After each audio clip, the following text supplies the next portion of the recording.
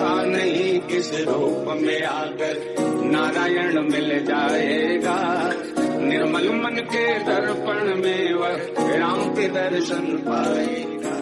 पता नहीं किस रूप में आकर नारायण मिल जाएगा। निर्मल मन के दर्पण में वह राम के दर्शन पाएगा।